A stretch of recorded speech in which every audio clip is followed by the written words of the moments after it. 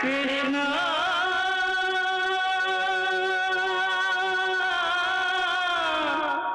कृष्णा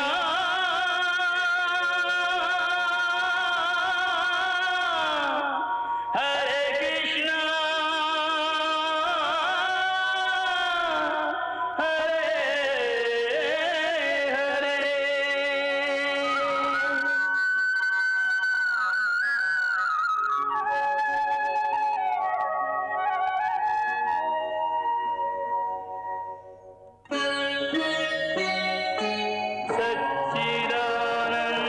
सच्चिदानन्दरूपाय विश्वोत्पत्त्यादिहेतवे तापत्रयविनाशाय श्रीकृष्णाय वयं नमः।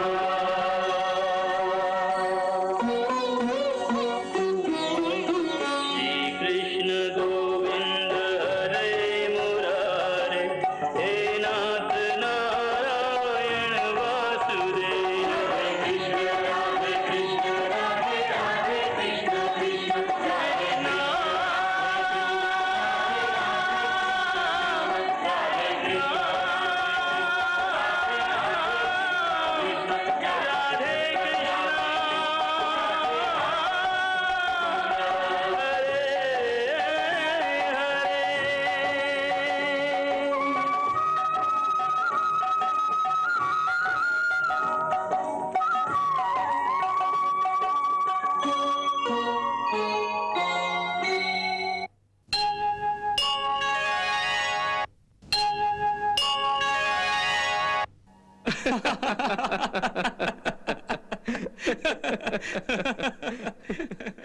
द्वारकाधीश की जय हो। गुप्तचर तुम? कहो गुप्तचर, क्या समाचार हैं? दैत्यराज सम्रासुर अपने पुत्र मायासुर के साथ विशाल सेना लेकर निकल पड़ा है। वो किसी भी क्षण द्वारका पर आक्रमण कर देगा। द्वारिका पर आक्रमण? लगता है उनका विनाश उन्हें यहां खींच लाया है। शांत हो जाइए दाऊ भैया। पहले सुने तो किस कारणवश वो हमसे युद्ध करना चाहता है। हमने तो उसका कुछ भी नहीं बिगाड़ा। गुप्तचर बताओ फिर क्या बात है? दैत्यराज सम्रासुर और उसका पुत्र मायासुर तीनों लोगों पर अपना साम्राज्य स्थापित करना चाहते हैं। कन्हैया, मुझे तो लगता है उनकी बुद्धि भ्रष्ट हो गई है। पिता और पुत्र दोनों मायावी शक्तियों में निपुण हैं, इसलिए वो घमंड में पड़ गए हैं। परंतु वो हमें से युद्ध क्यों करना चाहते हैं? क्षमा करें द्वारकाधीश, वो दोनों आपको अपनी महत्वाकांक्षा के रास्ते का सबसे बड़ा कांटा समझते हैं, इसलिए वो सबसे पहले आपको अपने रास्ते से हटा देना चाहते हैं। उससे पहले मैं उन्हें नर्क का रास्ता दिखा दूंगा। नहीं दाऊ भैया, हम पहल नहीं करेंगे। यदि वो युद्ध करना चाहते हैं तो युद्ध अवश्य होगा, परंतु पहला बार हमारा नहीं होगा।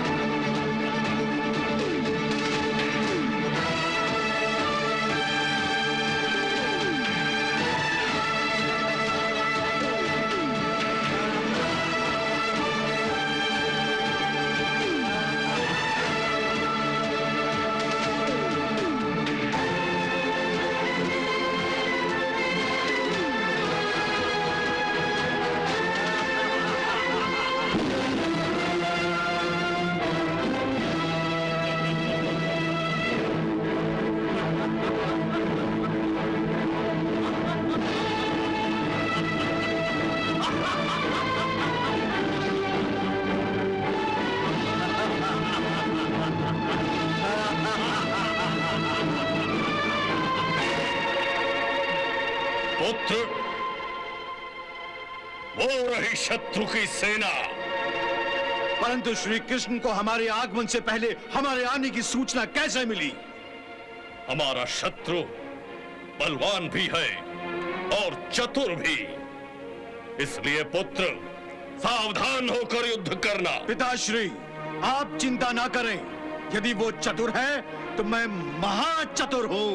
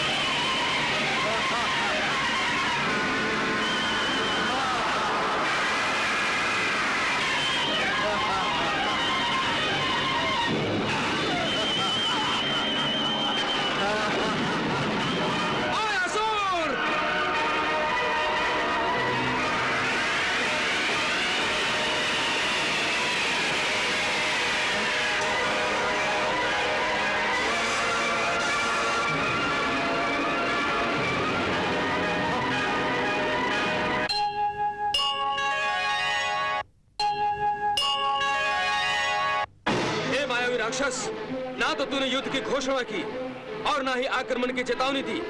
अरे ये तो सरासर कायरता है, कायरता। और कायर कभी युद्ध नहीं जीतते।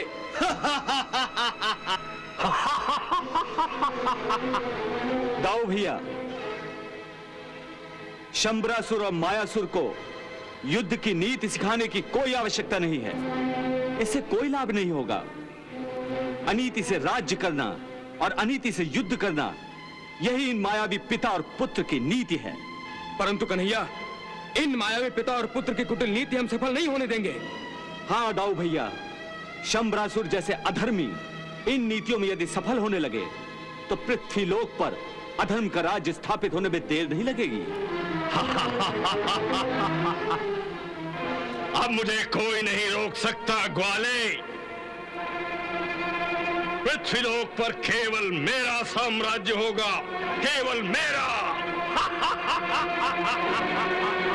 इसलिए हे कृष्ण, तुम हमारी शरण में आ जाओ, हम तुम्हें अभय देंगे।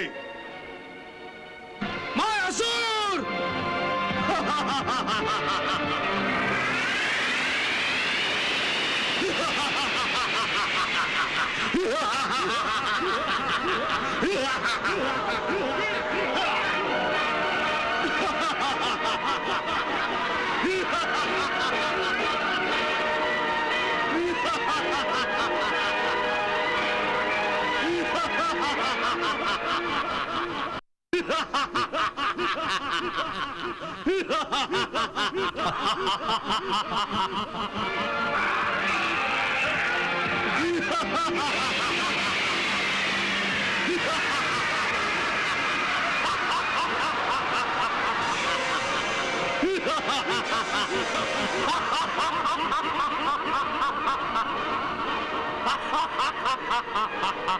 कृष्ण, अपने दाऊ भैया को जरा समझाओ कि असुर सम्राट शंबरासुर की शरण में आने में ही उसकी भलाई है। शंबरासुर, अपने इस मायावी पुत्र को लेकर तुम अपनी नगरी लौट जाओ, वरना मेरे क्रोध की आग में इस पुत्र के साथ जलकर तुम भी राख हो जाओगे।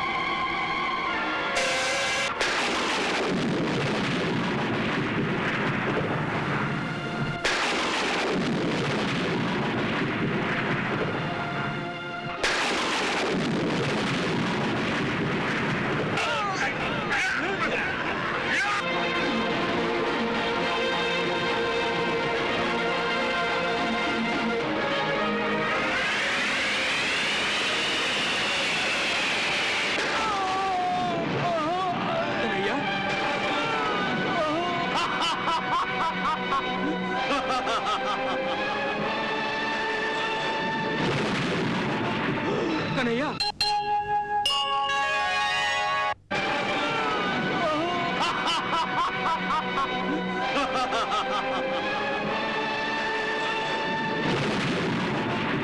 कन्हैया,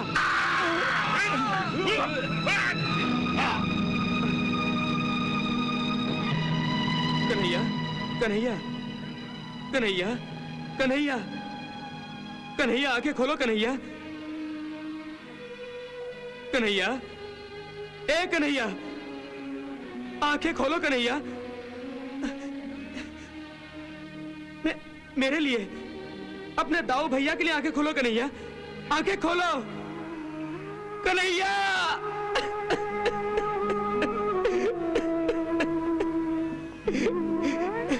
कन्हैया, कन्हैया,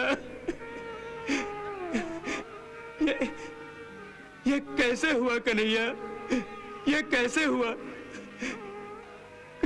कन्हैया, हे कन्हैया, अरे तुम तो संसार में परम शक्तिशाली हो, सबसे अधिक बलवान हो, युद्ध नीति में सबसे निपुण हो, ये कैसे हो गया कन्हैया, ये कैसे हो गया? इस मायावी असुर के हाथों तुम्हें मृत्यु आ गई। इससे बड़ा दुर्भाग्य और क्या हो सकता है कन्हैया, और क्या हो सकता है कन्हैया? अब मैं द्वारका वासियों से क्या कहूं? अपने देवकी माता और पिताश्री को कैसे मुंह दिखाऊं? मैं बड़ा भाई होते हुए भी तुम्हारी रक्षा नहीं कर सका। धिक्कार है मेरे बल पर, धिक्कार है मेरी शक्तियों पर, धिक्कार है कन्हैया, कन्हैया, जिस संसार में तुम नहीं, उस संसार में मैं एक पल भी जीवित नहीं रहना चाहता। मैं जीवित नहीं रहना चाहता कन्हैया, मेरा मर जाना ही बेहतर है।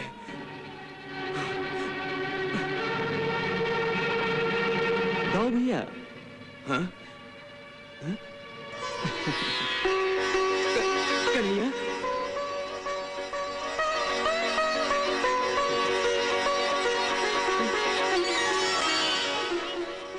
कन्हैया, तुम जीवित हो? तुम जीवित हो कन्हैया? तुम जीवित हो? हाँ दाऊ भैया, ऐसे मायावी असुर के हाथ से मरने के लिए हमने इस पृथ्वीलोक पर जन्म नहीं लिया। कन्हैया, मेरे कन्हैया, कन्हैया, कन्हैया, अरे कन्हैया, तुम्हें जीवित देखकर मैं कितना खुश हूं, ये तुम नहीं समझ सकते, तुम नहीं समझ सकते कन्हैया, तुम नहीं समझ सकते। परंतु कन्हैया, ये कौन है? वो, हाँ, वो मायावी शंबरासुर की माया है। अरे आपको भ्रम में डालने के लिए शंबरासुर ने ये माया रचाई थी और आप उसके मायाजाल में फंस गए दाऊ भैया। ये देखिए।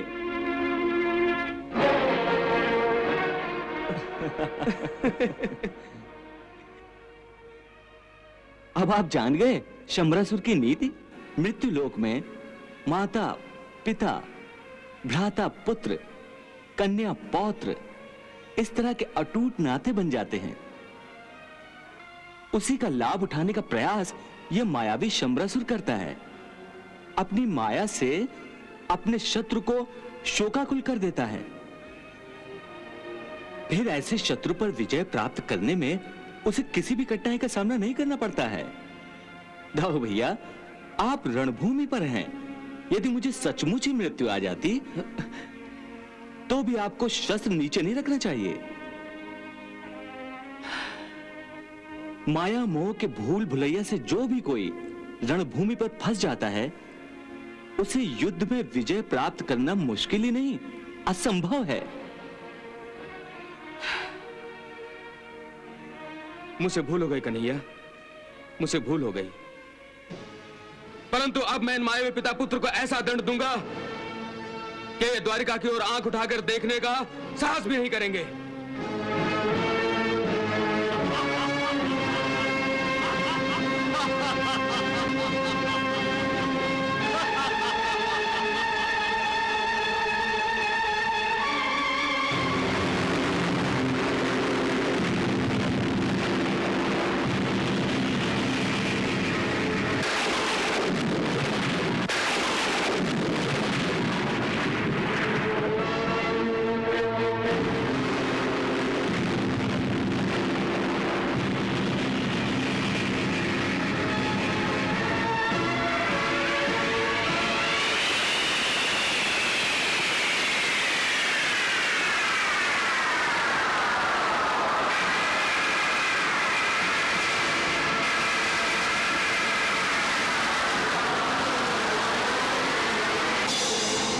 मायासुर, बलराम तो साक्षात मृत्युदाता नजर आने लगा। हमें निकल चलना चाहिए। नहीं पिताश्री, मैं तो इस युद्ध में विजय प्राप्त करके ही लौटूंगा।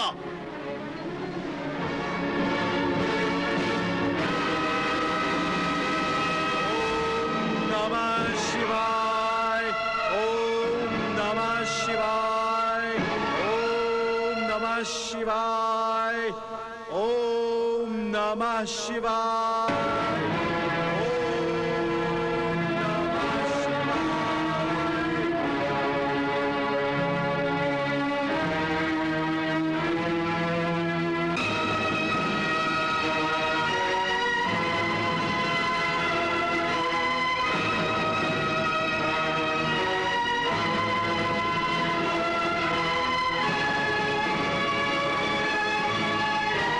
श्री, ये अस्त्र मुझे महादेव शंकर ने दिया था।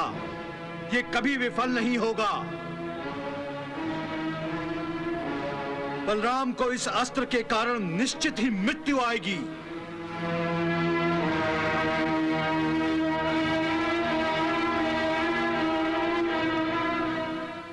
हे जगत के पालनहार, कैलाशपति, नीलकंठ महादेव शंकर, कृपया आप मुझे दर्शन दीजिए।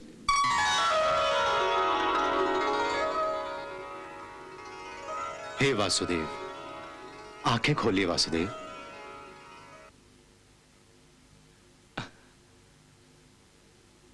प्रणाम शिव जी। प्रणाम मधुसूदन। कहिए, आप हमसे क्या चाहते हैं? आपने हमारी प्रार्थना किस उद्देश्य से की? हे महादेव, शंबरासुर का पुत्र मायासुर आपका दिया हुआ अस्त्र दाऊ भैया पर छोड़ने वाला है, जिसे केवल आप ही विफल कर सकते हैं। आप ही दाऊ भैया की रक्षा कर सकते हैं। नहीं देवकी नंदन, हमारा दिया हुआ अस्त्र कभी विफल नहीं हो सकता। परंतु परंतु परंतु क्या महादेव? परंतु हमारे अस्त्र के कारण बलराम को मृत्यु नहीं आएगी। हमारे इस अस्त्र के प्रभाव से उन्हें मूर्छा आएगी, केवल मूर्छा। हे महादेव, आपके कृपा आशीर्वाद का हाथ जिसे मिला हो, उसे मृत्यु कैसे स्पर्श कर सकती है?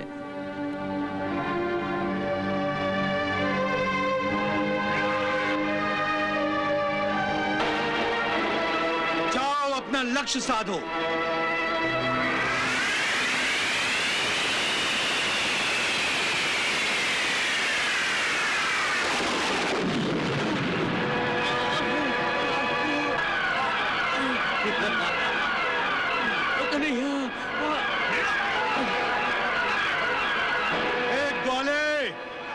ये मेरी माया नहीं है, ये मेरा पराक्रम है।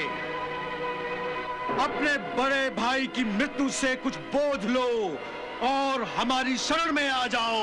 हम तुम्हें अभय देंगे, नहीं तो तुम भी इसी प्रकार मृत्यु के अधीन हो जाओगे। हा हा हा हा हा हा।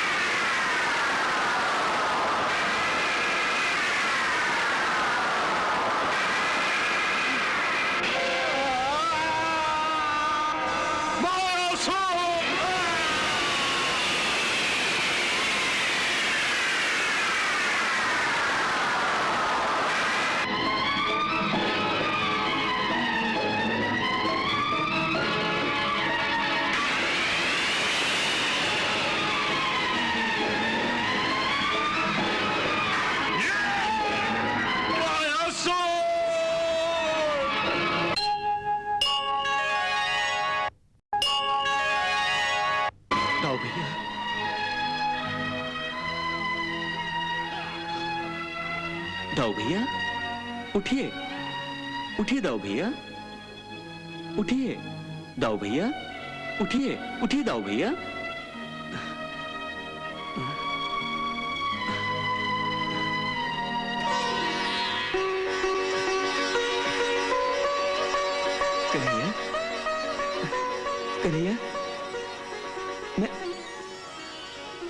में मूर्छित हो गया था कन्हैया। हाँ दाऊ भैया, परंतु अब कोई चिंता करने की आवश्यकता नहीं है दाऊ भैया। शंबरासुर परास्त हो गया है।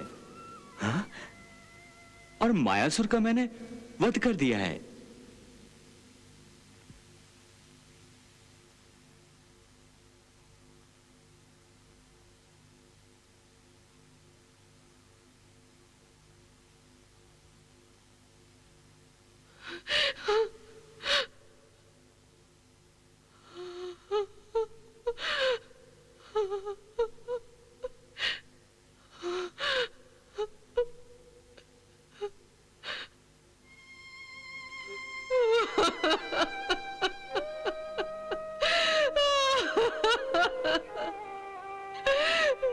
स्वामी, हमारे पुत्र की ये स्थिति कह दीजिए ना कि ये आपने माया रची है, ये आपका माया जाल है। बोलिए ना स्वामी, कह दीजिए ये झूठ है ना। आप बोलते क्यों नहीं? आप केवल मुझे इतना बता दीजिए कि ये मेरा परम प्रतापी पुत्र मायासुर जीवित है स्वामी।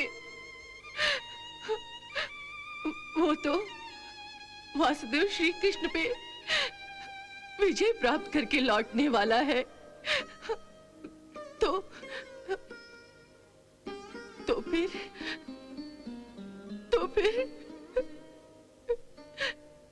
ये कौन है? नहीं, ये मेरा पुत्र नहीं है। ये मेरा पुत्र नहीं हो सकता स्वामी, नहीं हो सकता।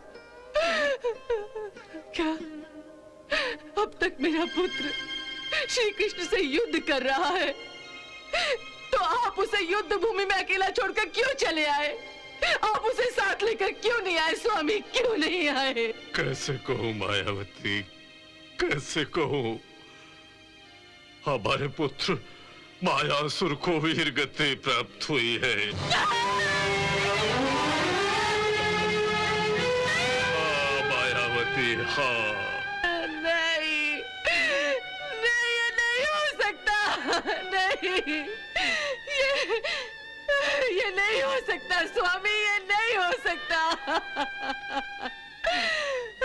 मेरा पुत्र तो अजय है। हाँ, मेरा पुत्र अजय है। होश में आओ मायावती, होश में आओ। पुत्रवध का दुख हमें भी हुआ है। मायासुर हमारा भी लाडला पुत्र था।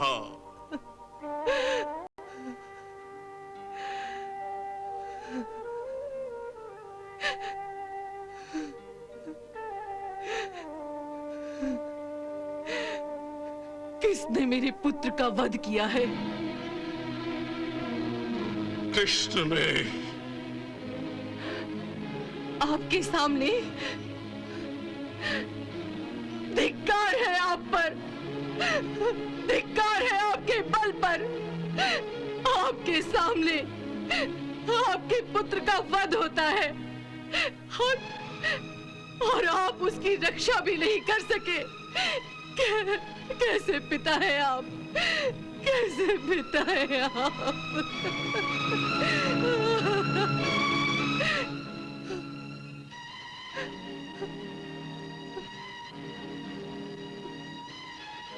मुझे क्षमा कीजिए स्वामी, मुझे क्षमा कीजिए।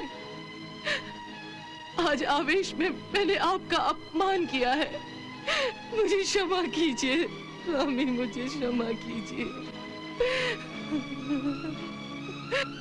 मायावती, अब शोक करना बंद करो। जिस कृष्ण ने मेरे पुत्र का वध किया है, आप उसे क्या दंड देंगे?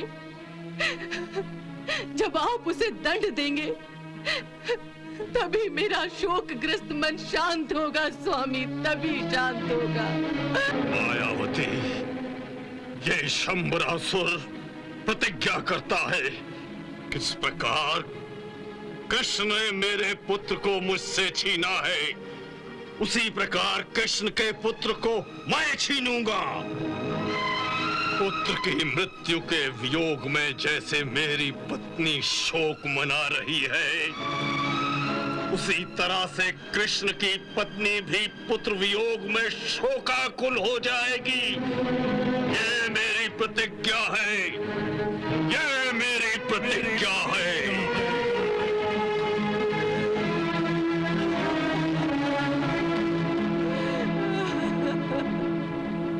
नारायण नारायण।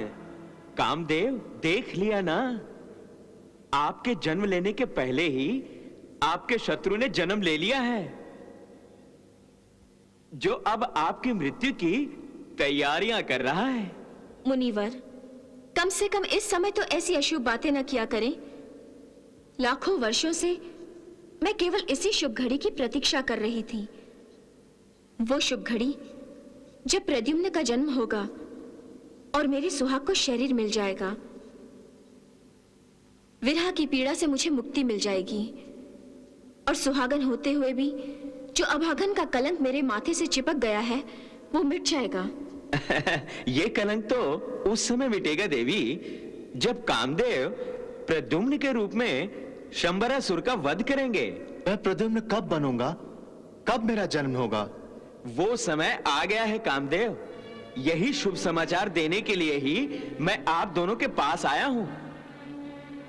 परंतु ये शुभ समाचार भी आप अशुभ भूमिका से सुना रहे थे। कह रहे थे कि शंबरासुर इनकी मृत्यु की तैयारियां कर रहा है। नारायण नारायण, मेरे वचन शुभ अशुभ दोनों होते हैं, किसी के लिए शुभ तो किसी के लिए अशुभ। अब किसके भाग्य में क्या आएगा उसका निर्णय तो केवल उसका प्रारब्ध ही कर सकता है। इसलिए आप मेरी बात का बुरा मत मानिए देवी। परंतु ये तो बताइए मुनिवर, मैं फिर से जन्म कैसे लूंगा? महादेव की भविष्यवाणी के अनुसार आप कृष्ण पुत्र के रूप में देवी रुक्मिणी के गर्भ से जन्म लेंगे कामदेव। देवर्षि, मेरे नाथ का जन्म लेने का शुभ कार्य कैसे संभव होगा? श्री कृष्ण की इच्छा और आज्ञा से ही संभव होगा। और श्री कृष्ण की आज्ञा लेने के लिए आप दोनों को पृथ्वीलोक पर शीघ्र ही जाना होगा। हम अति शीघ्र ही जाएंगे। नारायण नारायण।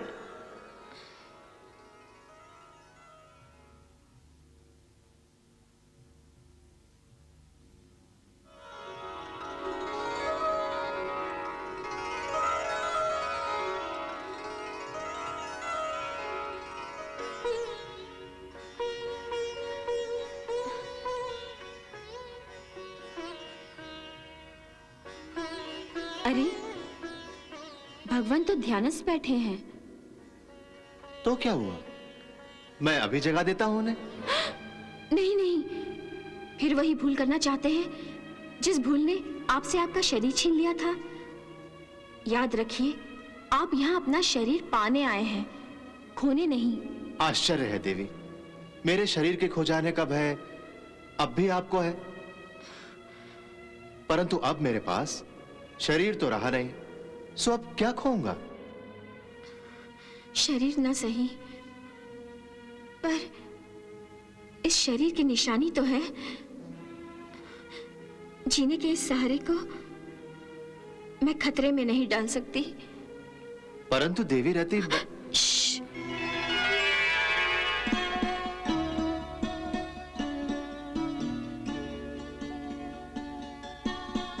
देवी रति, कामदेव। प्रणाम भगवान। प्रणाम भगवान।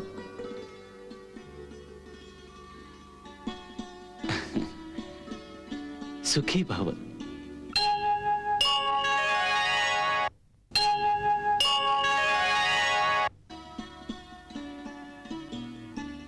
भगवान, आपने हमें सुखी होने का आशीर्वाद दिया है ना? हाँ देवी, मेरा कहा सत्य है। तो बताइए, जब मैं मेरे पति देव के दर्शन नहीं कर सकती, उनका मेरा मिलन लाखों वर्षों से अधूरा है, ऐसे में मैं या मेरे पति देव कैसे सुखी हो सकते हैं? देवी रति, दुख की आयु लंबी हो सकती है, परंतु दुख अमर नहीं हो सकता। तो फिर बताइए, कब मेरा दुख समाप्त होगा? कब मेरे पति देव को नया शरीर प्राप्त होगा? कामदेव, तुम भाग्यवान हो जो तुम्हें देवी रति जैसी धर्मपत्नी मिली है। पति के मिलन की आस में इसने लाखों वर्षों तक किसी जोगन की भांति तपस्या की है, युगों युगों तक प्रतीक्षा की है, और अब यह प्रतीक्षा समाप्त होने जा रही है। सच भगवान, मुझे नया शरीर मिल जाएगा? हाँ कामदेव, जिस घटना का समय, यहां तक कि समय का पल भी लाखों वर्षों पहले शिवजी ने स्वयं निश्चित कर दिया था, उस घटना के घटने का वो पल अब आ गया है।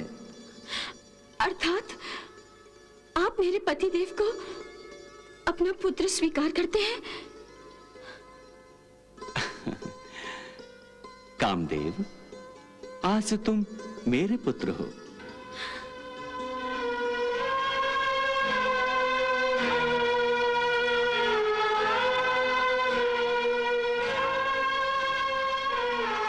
धन्यवाद भगवान। भगवान, आपके इस उपकार के लिए मैं सदा आपकी आभारी रहूंगी। अपने पुत्र या कुल वधू के लिए कुछ करना उपकार नहीं होता देवी रति। जब कामदेव हमारा पुत्र बनने जा रहा है, तो इस नाते तुम हमारी बहू ही तो बनोगी ना? आप धन्य है प्रभु, आप धन्य हैं।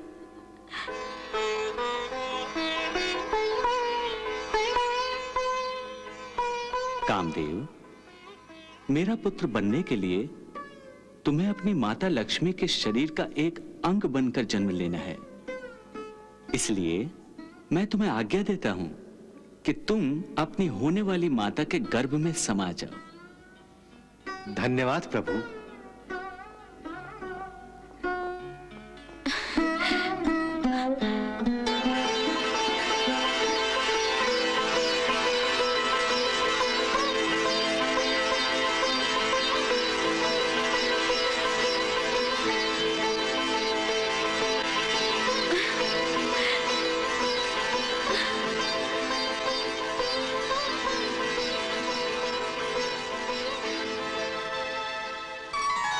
नारायण नारायण।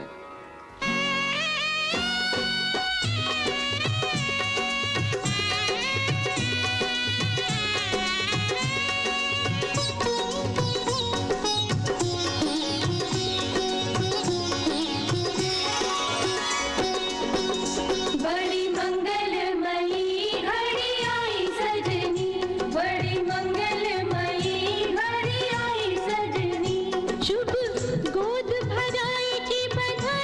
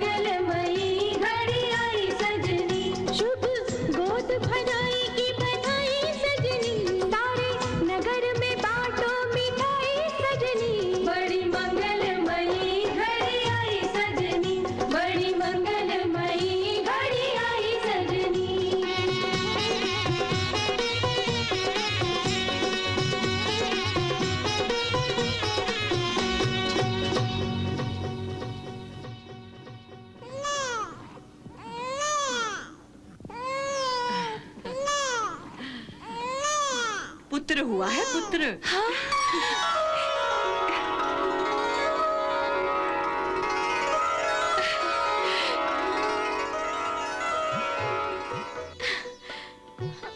कुल का नाम रोशन करने वाला आ गया है। देखिए क्या तेजस्वी चेहरा है इसका। दिखाइए, दिखाइए ना। अरे अरे अरे, हाँ दीदी, इस पर तो नजर ही नहीं ठहरती। अच्छा है ना, अगर नजर ठहरती तो लग नहीं जाती। ईश्वर न करे इसे किसी की नजर लगे। हाँ तो आप शीघ्र ही नजर उतारिए ना इसकी। अरे इस पर तो मैं स्वयं वारी जाऊं।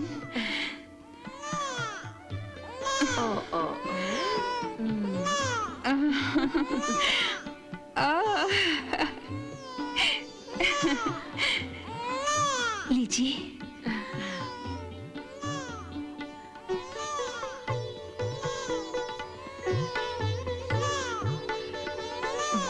वाह देवी माँ वाह, माँ हो तो आप जैसी। अरे अरे, ये केवल दीदी का ही पुत्र नहीं, ये तो मेरा भी पुत्र है।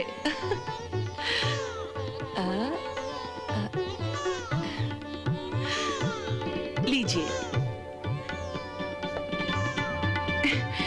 मेरा बस चले तो मैं इस पर से चांद सूरज उतार दूं।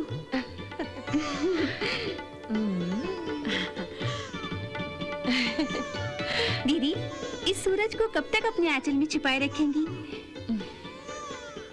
मैं इसके दर्शन इसके पिताश्री और ताऊश्री को करा लाऊं? लाइए, लाइए ना। ओले ओले।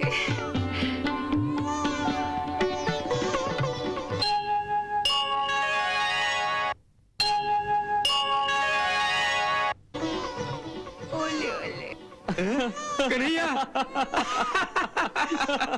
बधाई हो कन्हैया, बधाई हो। आपको भी। ए, हटो। लाओ लाओ लाओ लाओ। अरे ले ले ले ले ये क्या ले कर रहे ले। हैं? अरे मैं इसका पिता हूँ, कम से कम पहले मुझे तो देखने दीजिए। कन्हैया, मैं तुमसे बड़ा हूं ना, पहले मैं देखूंगा, बाद में तुम देखना। हाँ? अरे रे रे रे रे, मेरा भतीजा। अरे अरे ये क्या कर रहे हैं दाऊ भैया? वाह, बड़ा होने का आप अनुचित लाभ उठा रहे हैं दाऊ भैया।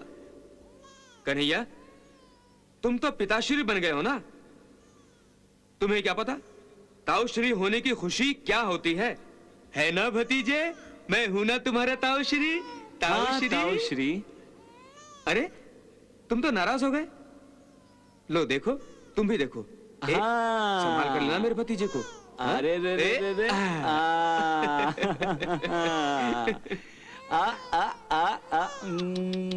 दाऊ भैया, इसे देखने से तो ऐसा लग रहा है कि ये मेरे जैसा बुद्धिमान है। कन्हैया, तुम बच्चे की प्रशंसा कर रहे हो या अपनी? हाँ मतलब? मतलब तुम बहुत अच्छी तरह से समझते हो कन्हैया। अरे देखो मेरे भतीजे को, ये तो मेरी तरह बलवान है, बलवान। हाँ। है ना भतीजे? देखो देखो देखो। अरे अब पिताश्री और ताऊश्री अपने पुत्र और भतीजे के गुणों का बखानी करते रहेंगे या इसे मुझे वापस भी देंगे? नहीं, बिल्कुल वापस नहीं देंगे। अरे लाइए। नहीं अरे, नहीं। अरे क्या? इसे दूध पिलाना है। ओह, दूध पिलाना है। जहामंती, इसे दूध जरूर पिलाओ, परंतु इसे माखन बिल्कुल मत देना। हाँ? क्यों? क्यों? अगर इसे माखन की लत पड़ गई तो ये भी हमारे कन्हैया की तरह माखन चोर हो जाएगा। और फिर पता है, इसकी तीनों माएं इसके पीछे छड़ी लेकर भागेंगी और ये कान पकड़कर कहेगा, मैं नहीं माखन खायो।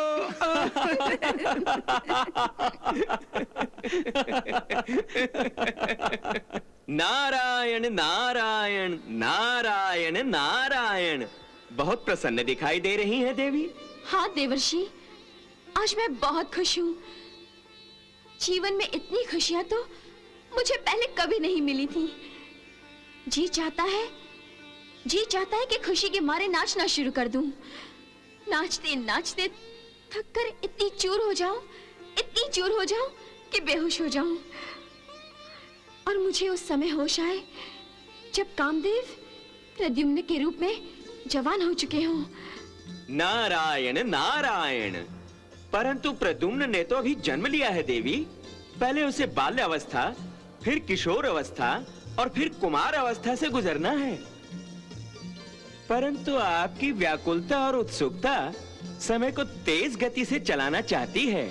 कुछ ही पलों में उसे अपने बराबर का देखना चाहती है। हाँ देवर्षि, मैं यही चाहती हूँ कि धरती का 1 वर्ष एक पल में बीत जाए। समय अपनी निश्चित गति से चलता रहता है देवी। इसे तेज चलाना असंभव है। काश ये असंभव संभव हो जाए। समय पर लगाकर उड़ जाए और मैं। नारायण नारायण। खुशी में जाने आप क्या क्या कल्पना करने लगी हैं। इसलिए कि इस खुशी की प्रतीक्षा मैंने लाखों वर्षों तक की है। और इस खुशी की प्रतीक्षा कोई और भी कर रहा है देवी। उस तक मुझे शुभ समाचार अवश्य पहुंचाना है। प्रद्युम्न के जन्म की खुशी और किसे होगी? कौन कर रहा है उनके जन्म की प्रतीक्षा? वही देवी, वही जो प्रद्युम्न के मृत्यु की प्रतीक्षा कर रहे हैं। श्री कृष्ण और श्री कृष्ण के पुत्र के शत्रु शंबरासुर और मायावती। जरा उन्हें भी ये समाचार दे आऊं। नारायण नारायण।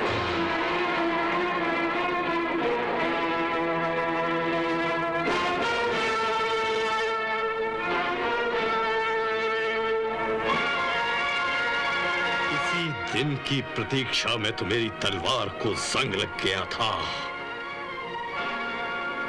परंतु अब मैं इस तलवार को धार लगाऊंगा, अवश्य लगाऊंगा, परंतु जल छिड़क कर नहीं, कृष्ण पुत्र का लहू छिड़क कर। कृष्णा